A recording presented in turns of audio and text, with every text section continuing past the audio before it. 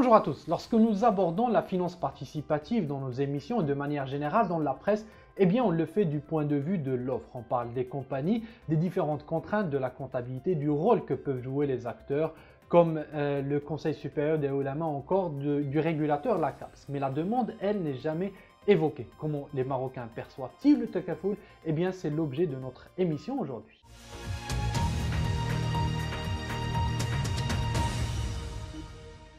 Le cabinet Kantar vient de réaliser une étude de perception sur le takafoul au Maroc. Rappelez-vous, ce cabinet avait réalisé il y a quelques mois une étude qui avait fait couler beaucoup d'encre sur les banques participatives et la perception des Marocains sur les banques participatives. Eh bien, ce même cabinet vient donc de s'attarder à ce nouveau créneau de l'assurance qui est celui du takafoul.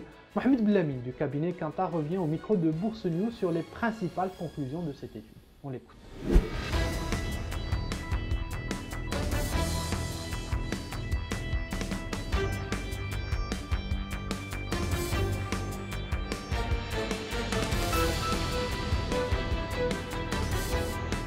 Après 2 ans d'existence, les banques participatives doivent faire face à plusieurs défis, entre autres l'achèvement de l'écosystème de la finance participative.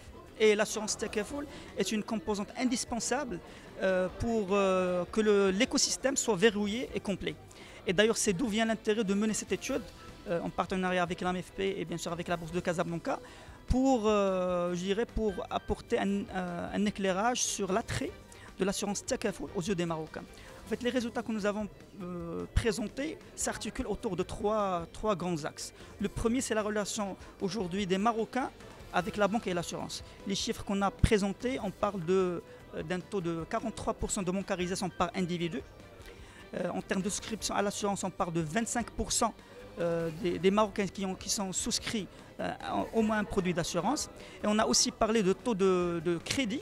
On parle de 8% des Marocains qui ont souscrit à un crédit bancaire. Je précise aussi que les personnes qui sont les plus bancarisées et les plus assurées sont issues des classes supérieures, des hommes principalement, 45 ans et plus, et résidant dans le milieu urbain. Donc ça, c'est par rapport au premier axe. Le deuxième axe, on s'est attardé sur le bilan des banques participatives au Maroc après 2 ans d'existence. Et là, on a parlé des chiffres qui sont très intéressants. Alors, on a le premier chiffre, c'est 12% des Marocains qui ont déjà vu ou lu ou regardé une publicité durant les 12 derniers mois d'une banque participative, et aussi un autre chiffre qui est aussi intéressant, qui est de 2% sur toute la population bien sûr, qui est la proportion des Marocains qui sont rentrés en contact avec une banque de la place. Et le dernier axe qu'on a présenté, c'est celui de le concept lui-même qu'on a développé avec l'AMFP. On a 1 sur 4 des Marocains qui sont très intéressés, considéraient certainement souscrire un produit takafoul. Et là, l'aspect halal, bien sûr, c'est un atout de taille.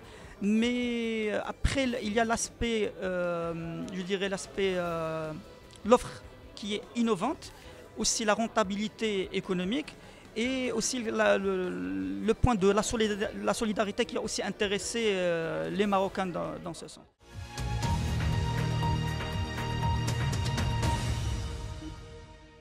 Il faut dire que le takafoul va apporter une réelle différence par rapport à l'assurance conventionnelle. Saïd Amoudé, président de l'Association marocaine des professionnels de la finance participative, nous explique les différences concrètes entre le takafoul et l'assurance conventionnelle.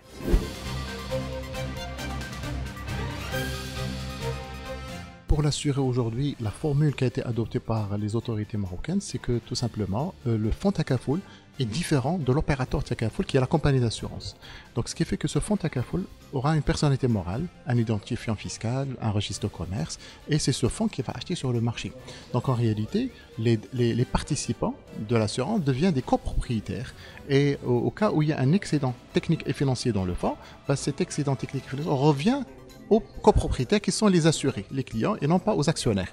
Donc ce qui fait que c'est un changement de business model de l'assurance actuelle et que permettra aux participants d'être effectivement des copropriétaires et attendre à un retour s'il n'y a pas de sinistre suite à leur cotisation. Donc ce qui fait, c'est une nouveauté. Et bien sûr, les effets d'entraînement, c'est sur un marché participatif à travers la Bourse de Casablanca, ou à travers les émissions de Soukouk, ou à travers l'asset management, etc. Donc l'idée, encore une fois, le takafoul créera de la valeur, de l'emploi pour nos jeunes, et c'est le but recherché à travers cette nouvelle finance.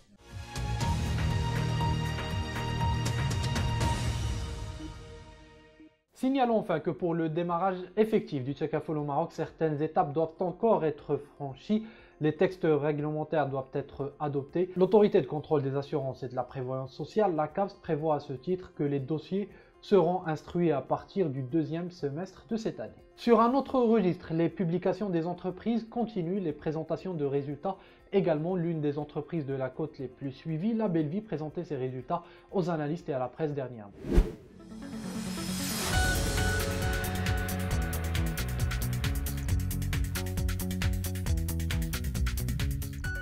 2018 est venu confirmer effectivement la bonne marche du groupe qu'on a déjà noté depuis quelques années. Elle a été marquée d'abord par un nombre record en termes d'ouverture et de développement. En 2018, le groupe a pu ouvrir 17 magasins. On a ouvert 16 nouveaux supermarchés. On a pu renforcer notre présence dans l'axe Kenitra-Casa, mais on a ouvert aussi dans les régions du Nord. On a ouvert aussi à Marrakech et Agadir. Et donc, c'est à peu près 14 000 m² qui ont pu voir le jour au cours de l'exercice 2018. 2018 aussi a été marqué par une très belle performance de nos magasins du périmètre constant qui ont fait une belle évolution de 6% par rapport à leurs chiffres en 2017, ce qui nous a permis au total de réaliser un bond de 9% de notre volume de vente et cela équivaut à 758 millions de dirhams au total. Nous avons pu aussi noter une belle progression de nos marges d'exploitation. Nos marges sont passées de 21,2% à 21,7%, soit une évolution de 0,5 points de base par rapport à 2017 et un résultat net au total de 288 millions de dirhams qui représente 20% de plus que ce qu'on a connu au cours de l'exercice 2017. On a connu deux autres faits marquants au cours de cet exercice-là. Le premier, c'est des opérations de contrôle fiscal qui concernaient les trois principales entités du groupe, notamment la Belle Vie SA, HLV et MLV, et qui a couvert la période 2014-2017 et qui s'est soldée par un montant de moins de 32 millions de dirhams en redressement total. Nous avons aussi réalisé la cession de la composante foncière et immobilière qui était détenue par la Belle Vie SA sur le site de Rabazer, qui a été cédé à Arade Capital. Et cet événement permet encore une fois de venir confirmer notre orientation stratégique qui consiste à séparer le métier de la distribution du métier de la gestion immobilière, puisque les sites appartenant à la Belle Vie SA et qui sont amenés ou qui présentent un potentiel en termes de développement ou d'extension sont amenés à être transférés et confiés à Arade Capital pour optimiser leur valorisation et la valeur totale de notre portefeuille immobilier et foncier.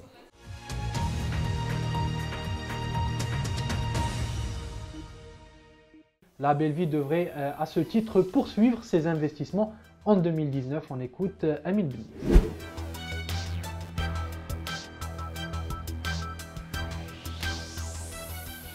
3 magasins ont déjà vu le jour en début d'année 2019.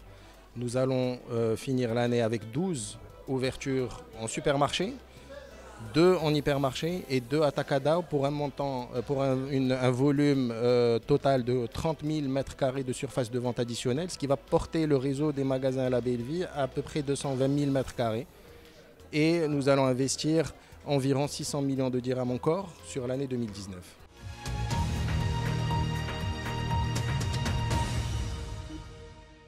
Voilà mesdames, messieurs, c'est tout pour ce numéro de l'Hebdo des marchés. Je vous souhaite une excellente semaine. Je vous dis à lundi prochain et d'ici là, ne l'oubliez pas, l'actualité se poursuit au quotidien sur Bourse News. À bientôt.